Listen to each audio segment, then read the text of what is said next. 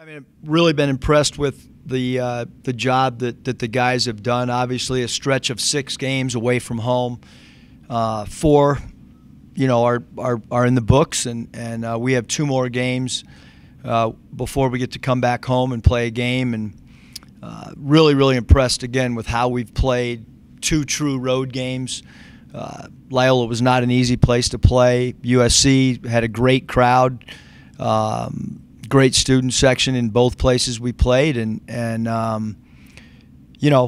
obviously Arizona State's really talented. They're well coached. They're long. They're athletic. They have scores. They have a really special player. So it'll be a big time challenge for us for sure. I guess more specifically, what did impress you with the way you guys handled your first couple of true road games? It's hard to go 8-0, and sometimes people don't understand how hard it is just to get a win, and to see the focus that the guys have had. Like I said, I mean, we've been away from home for a lot. Even the Vegas tournament, we stayed out on the road instead of coming back home for a 24-hour, 48-hour period. We decided to stay home and go straight from there to Chicago, and obviously come home for these 3 or 4 days. But we're right back out again for 2 more. So, but we knew this was. Without a question, this is our hardest stretch of the season, and like I said, we're 4 games through it, and we'll see how we come out Sunday night when we're back on a plane from Phoenix back home. I think the game's in LA. The second game. There you go. Is that? I mean, a lot of people are focusing on that Arizona State game, but it is a quick turnaround to get over to Grand Canyon, and maybe they don't have as high a profile. I mean, is that an interesting way of seeing how your team is going to respond in such a short time frame? Yeah, I mean, we were concerned because Loyola had a full week while we played in a tournament, and we had the travel. We're concerned now because Grand Canyon's got a long layoff and they're not traveling. And when the game was made to play in Staples, we didn't know what time it was going to be. Obviously not real happy playing at 9 o'clock and then knowing that you have an early tip on Sunday with travel in between. Virtually have, no prep time because we have to travel and playing as late as we are Friday, and then we have an early a.m. flight Saturday morning. So it's probably the most difficult back-to-back games that we're going to have with travel and lack of preparation. And it's really not a neutral site game at playing Grand Canyon. They'll have a great student section, and it is what it is. USC game was kind of indicative of your years here, that you guys were just so good in the second half. Why have you guys been so much better than the opponent in the second half with usually shorter rotations? It can't be simply that you guys condition at elevation and other teams don't. What do you think has been the biggest keys for you guys being such a good second half team? I think just the second half, I think it does have to do with conditioning. I think it has to do with we're able to come together as a group and discuss things.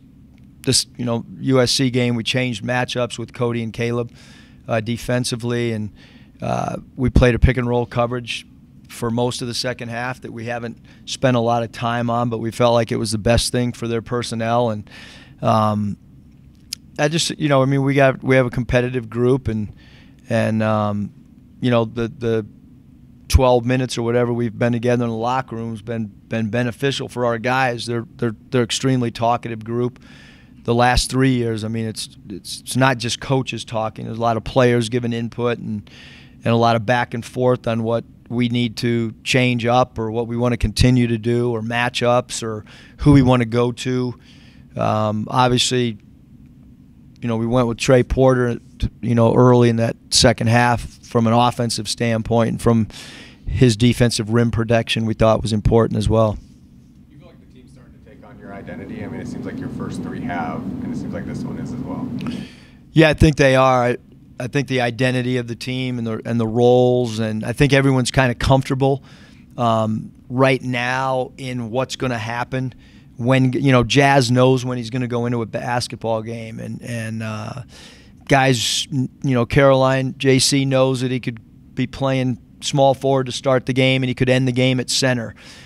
So all those things, I think they're becoming a little bit more comfortable in things as well, and So yeah, I mean, I think the identity's starting to shape, in the direction that we want it to. How important is it to play inside, inside of NBA arenas, just to get the depth perception and just that feeling?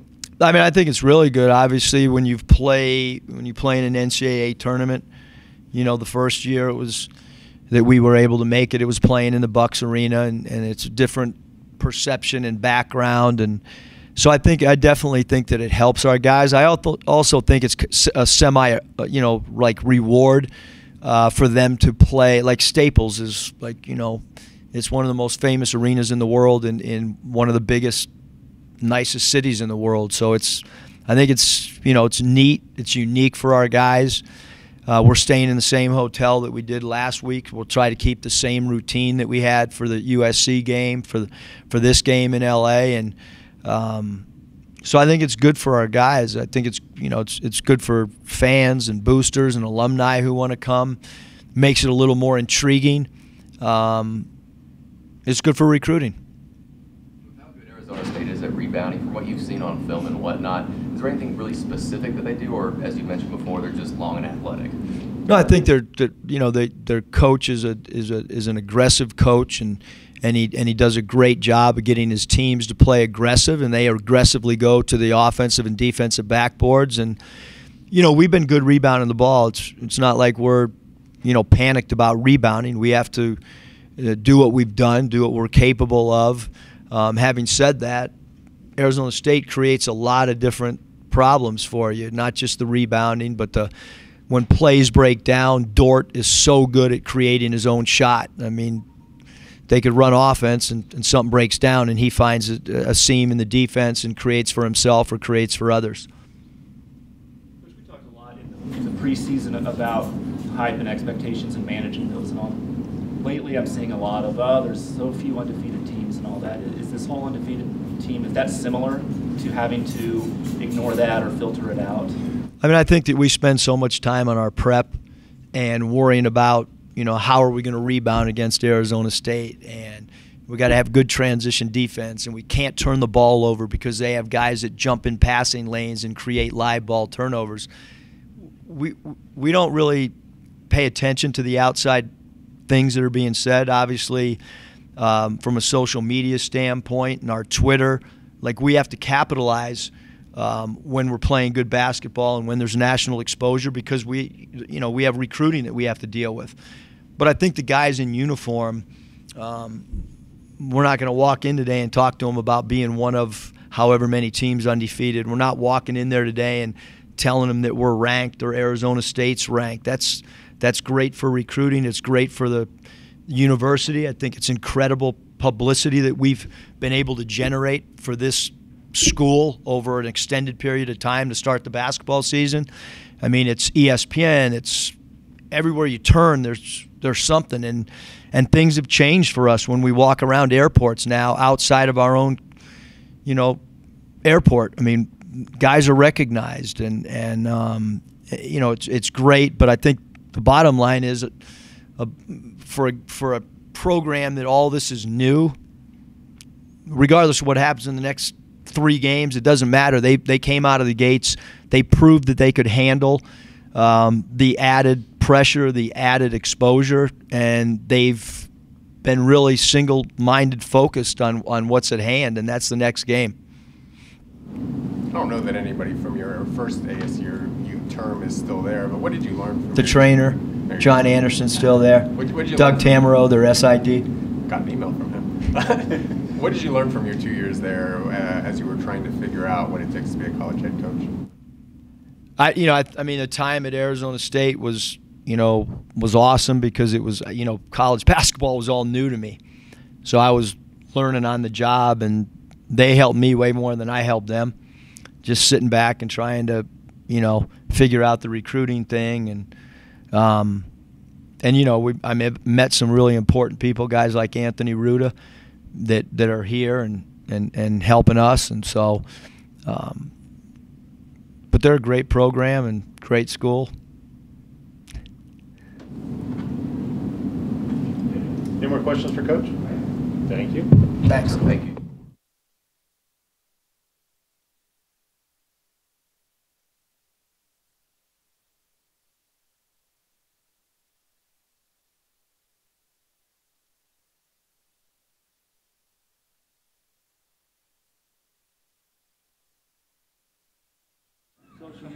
No. You sure you don't want to ask them any questions back? No. The Thurman Show. Tune in now. Questions for Tre'Shawn? I forgot to ask him about seeing Stephen A. Smith. What were your thoughts when Stephen A. Smith ran into that? Well, I'm a big fan of him. I'm a big fan of First Take. You know, he's a great debater. He has a lot of knowledge. He's been around the game, multiple sports for a long time. So it was just great seeing him because I see him on TV every day. I watch the show and I love First Take. So it's a great opportunity. You talked last week about you know, hungry dogs, and you got to be the hungrier dog. How have you guys been able to be the hungrier dog with all the accolades you have? And you know, obviously everyone's supposed to be giving you their best shot because you're a top 10 team. Why have you guys been the more aggressive, tough team despite maybe those disadvantages? For starters, I think we have a lot of guys on this team that quote unquote got it from the mud, which means technically that we weren't hand fed. Like, we had to get everything on our own. And, you know, it was nothing just came to us. We all had to work for everything we've gotten, and I think everyone knows that. And everyone just they haven't lost that. That's the biggest thing. And about the dog thing is just you either have it or you don't. And I think a lot of people on this team have it. So we got to just continue to have that. I think we will. How much of that trickles down from Muss? I mean, he's a chip on the shoulder kind of guy. I think he gave a pretty passionate speech before the USC game, kind of in that vein. You know, how much of that mindset comes just from the head coach and his experiences and the chip that he has? Oh, it's a lot. I never had a coach like Coach Muss, and I probably will never have a coach like him again. And I think a lot of guys on this team feel the exact same way. He's a competitor, and he's one of the most competitive people I've ever met in my life. So, you know, when you have a coach that wants to go in, knows that we can win and we have to win, and there's no other option but winning, and they give you the formula for winning, then it's only going to help us, you know, and see how well, we already know how important winning is, but how important it is just to go out there and just prove every day what kind of team you are and what kind of team you want to be. You're playing your first ranked opponent. Talk about how you're preparing for that and how you feel. We're actually preparing for it like any other game. Coach Muss does a great job, and the staff, again, they do a great job of preparing us like every team's ranked. You know, we take every game seriously. We don't look past any opponent. When we were at the beginning of the season, we were looking at BYU, and when we was after that, we were looking at whoever we played next. We never look one time ahead of or skip an opponent. We're always right on head with the team we're playing next, and they're doing a great job of just continuing giving us information about how Arizona State plays. You know, like you said, the transition thing and the offensive rebounding, we got to do a great job of boxing them out, but we're preparing the same way as we always do. The USC game, it kind of was typical of some of your earlier games in that at a point in the second half, you guys just surged and been a great second half team and all that. Is it something you sense on the floor that that's coming, or that you sense a turn in the game? Because I got to tell you, from the outside perspective, you guys are up 5 and look up and now you're up 12. It just seems to happen so quickly. Can you tell us what you're seeing on the court? Well, everyone knows the momentum, and the momentum is a part of every sport. But there's a thing when we playing and we're just clicking, you just know that we're a hard team to stop. And I'm not trying to be cocky or anything, just confident. You know, and we go on that practice floor and we work hard. And it's hard to stop guys who just work. And we got a lot of hard workers on this team, and when we're clicking on all cylinders, I just know how dangerous we are. So, you can just feel guys are just understanding what's going on, and the adjustments coaches make. We try to do that. We keep those right to a T when that happens. So, little things like that. When we're just clicking, especially on the defensive end, we start clicking on the defensive end, and we're just a hard team to stop, I feel like.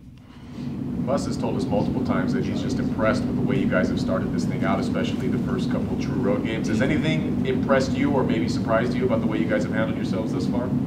Nothing's really surprised me. We're just going by day, game by game, like I just said. And one thing that's interesting is that when you got a group of guys like we have, nothing's gonna surprise us, because our preparations is so good, so great, and minor details and small details, little things like that.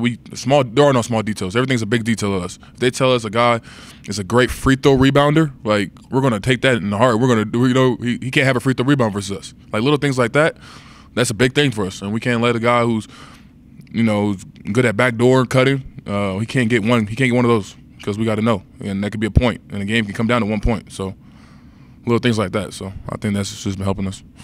How excited are you guys to get to play a game it's on the floor at Staples Center? I mean, I'm crazy excited. Some of these guys last year got the opportunity to play there, so I mean, it's gonna be interesting. I never played in the NBA arena before. I understand that it's gonna be big, and you know, there's gonna be a pretty decent crowd probably there. It's probably not enough to where it can get crazy loud, but it's gonna be interesting. Like I said, a lot of guys that are here on our team have not played in the NBA arena, so it's gonna be interesting. It's gonna be great. A lot of history there. You know, a lot of stuff has happened there. A lot of guys have statues outside of that arena. A lot of great things have happened in that arena. So it's going to be great. Just a great opportunity to play in L.A. I think it was after the second exhibition game, you said you wanted this team's identity to be, you know, high effort, high energy, a lot of floor burns and everything. To where we're at right now, do you feel like you're starting to see the identity as a player and with your teammates? Oh, definitely. You know, toughness is our biggest thing. And, you know, we always knew that we had toughness, but we have to go out there and show that we have toughness every time and every day we're on the court. And a lot of guys are doing that, you know.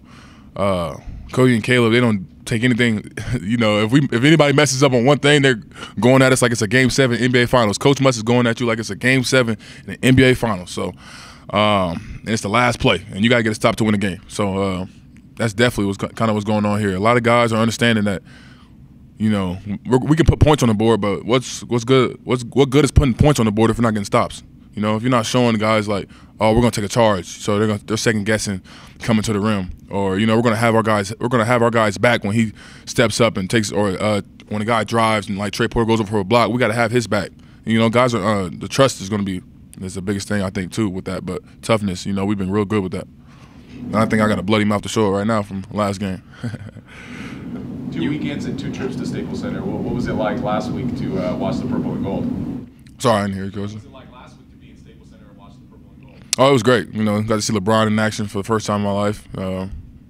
I mean, actually being there is different than watching him on TV, but it was just great. You know, just seeing it, seeing the light, seeing the action. You know, just kind of understanding what it's like, what those guys do in pregame, little stuff like that. And it was also great for JaVale McGee to come and talk to us before the game as well. He gave us some words of encouragement. He's been great for us too as well with the social media and just, you know, repping his school he went to.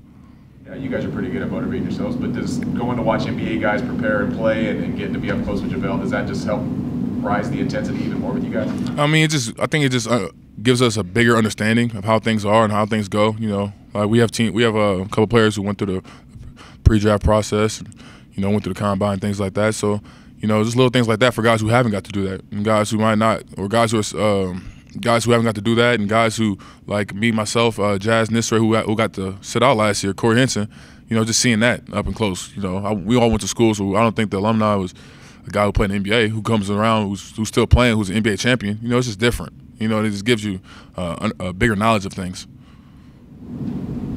Any more questions? Thank you. Thank you.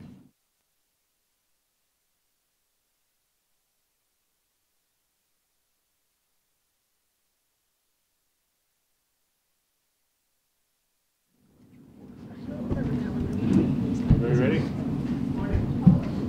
Questions for Jab? Once again, Coach was telling us how impressed he was by you guys, especially how you handled these first 2 true road games. What has impressed you so much about this team so far, I guess? Really just how far we've come, like how close we've gotten so fast. You know, like we always go back to the Washington game and then our exhibitions. You know, we've came a long way, and in order for us to go where we want to go, we have to stay close and we have to continue to get closer and closer, and you know, it'll show on the court. Get a ranked team, I guess. What kind of stands out about Arizona State and the potential they have? It's a really big game for both teams. You know, this game is going to play a major role in what happens in March. So it's just important that we continue to prepare the way we do, and you know, lock into the small details like Trey said, and you know, hopefully we come out with a win. Ask Coach about the comparing the preseason. You know, there was the preseason hype, and now there's a lot of chatter going around about only 11 or 10 undefeated teams left. Is that similar to you? Does it have to be filtered out? Are you guys good at filtering that out? I think at this point we have gotten pretty good at filtering that type of stuff out. It's just one day at a time, one game at a time. It's really just a matter of, you know, continuing to do what we've been doing, not listening to the hype. Yes, you know, our program puts that stuff out there and we want people to know so we can get the support. But at the end of the day, we still have to continue to prove everything that we've gotten so far. One thing that coach has told us is that one bad game and the narrative can change quickly. Is that something that they harp on with you guys to say that, you know, this can all change in the blink of an eye if we ever take the foot off the gas? For sure, especially with us being a mid-major school and not being able to play those big-time schools in conference. It's really important, you know, that we take every game seriously and we have to win. We have to try to win every single game so that when it comes down to it in March that, you know, we're highly considered and, you know, we can get the respect that, you know, hopefully we deserve. Is it a goal to be the last undefeated team in the country? I wouldn't say that's the goal, but, you know, if it comes down to that, that would be great. But, you know, like I said before, we're just trying to get it one game at a time and, you know, lock into each separate game and not think that far ahead. Seeing everything from, you know, like a smallish gym at Loyola to Staples Center to, you know, this quick turnaround that's coming up for you, going to Arizona and all that, you must feel like, I would guess, that this is great prep for the Mountain West season where there's some tough road trips too. For sure, especially with this road stint that we're still on. You know, playing in the Orleans Arena, which is different. You know, having to play in Staples, playing in USC, playing in Loyola. It's all different types of gyms, you know, and it's good that we're showing so far that, you know, we can adjust to, you know, different atmospheres and, you know, different road games. So I would say, you know, it is important that, you know, it is showing that this is what we can hopefully do in conference. 1 week you're watching the LA Lakers play on the Staples Center floor, and then the next week you're going to play on that floor. Would that mean anything to you? I mean, that means a lot, you know, outside of Madison Square Garden, you know, that's kind of the mecca of basketball for, you know, the West Coast. So, you know, as far as that goes, you know, it's really important. You know, it means a lot. You know, my favorite players like Magic Johnson, obviously LeBron, Kobe, you know, Shaq, players have played in there, and to have the ability to say that I've played in there with those kind of guys is amazing. Also, too, especially for you as a shooter, it's got to be important to get depth perception in a big arena like that, considering that's what you're going to be seeing come March. Yeah, for sure. I mean, I've played in NBA arenas before. I've played in the Moda Center back home in Portland a few times. So hopefully, you know, I can use that experience as, you know, how I prep for those type of games. I can prep for this game coming up. But yeah, like you said, making sure like the depth perception thing, getting that together is really important as well. Seems like coach has gotten a lot of guys transfers with chips on their shoulders and, you know, coming in and kind of being underappreciated at previous stops. What has been your chip on your shoulder through your career before you got to Nevada? Well, it's really just kind of been my entire life is I'm undersized. So a lot of times I've been overlooked just off of that alone. And like I can honestly say I don't pass the eye test for, you know, most basketball players per se, but you know, that whole time I just try to stay in the gym, and that's really been the chip on my shoulder. Is just I've been overlooked for so long because of my size, and you know I never want to use that as an excuse, and that's probably the biggest thing for me is that's what keeps me going and what keeps me motivated and keeps me in the gym. You feel like it's a program full of those guys? I mean, other than the Martin twins and Jordan Brown, none of these guys were 4-star recruits. You guys were 2- and 3-star recruits who went to lower schools to start. Is that kind of a commonality between you guys and why you guys play so hard and have the mentality you have? For sure. We all think we have something to prove. And, you know, even though the twins were highly recruited out of high school, you know, their stop at NC State wasn't ideal for them, you know, and that's why they ultimately ended up here. And so, you know, they still feel that they have something to prove, and they have stuff they have to show to everyone else to, you know, prove that they are elite and they are on the next level. So, you know, like you said, I do think that our program is filled with a bunch of guys that have chips on their shoulders and they play like it. Ask Tre'Shawn about second half explosion, or the ability, the potential that you guys have shown to get out quickly in the second half. What do you see? Is it anything in particular? Is it defensive stops creating offensive opportunities? Is it something Muss is doing in the locker room? What are you seeing in the second half?